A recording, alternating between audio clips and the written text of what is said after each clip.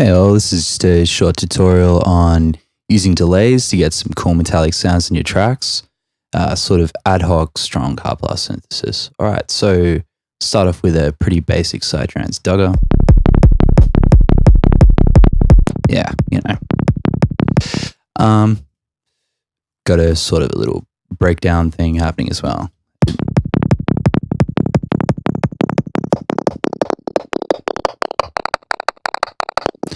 All right, cool. So, it's a little bit dry. I could use a little sustain or something, right? Like, don't really want to beef it up frequency wise. So here's a neat little trick to get a sort of different timbre out of it.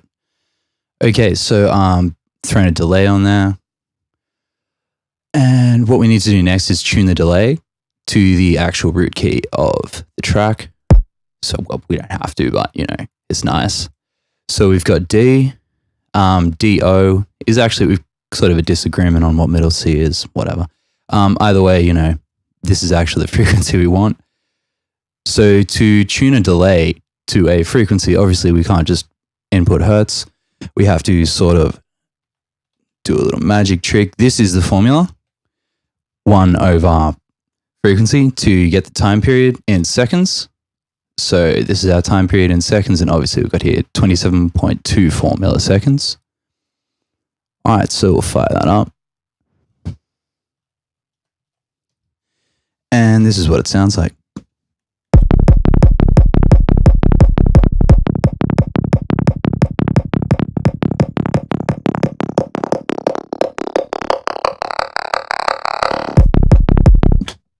All right, yeah, so kind of fierce.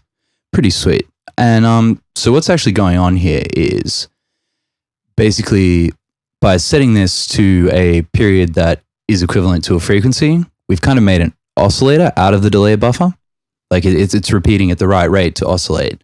And so whatever we feed it sort of becomes its waveform. So it's almost like a wavetable synth moving through time with your input. And you can actually sort of see that if we look up definition. One sec.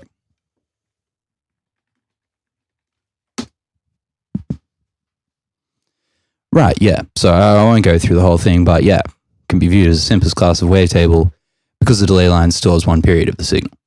So that's pretty much it. But I mean, there's a lot more you can do with it than just that. Obviously, you can just make this go crazy with the frequency, like sort of drag it right out to get some cool effects, sort of like,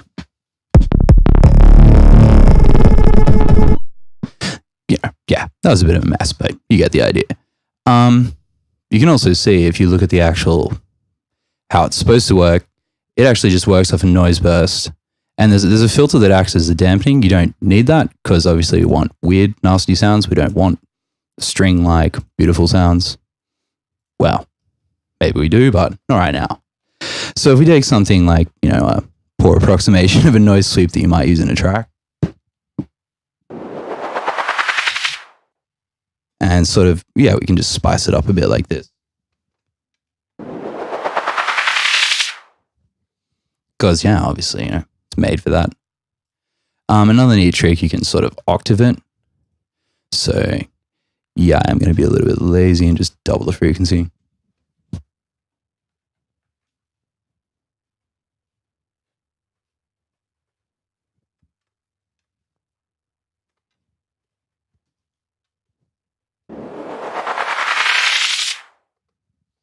So that's pretty cool. And if you do want to do it the proper way, you can kind of set it up in a way with a return. Instead of doing the feedback the normal way, you sort of just do the feedback manually, like how you might have if you were actually doing it on a mixer or something.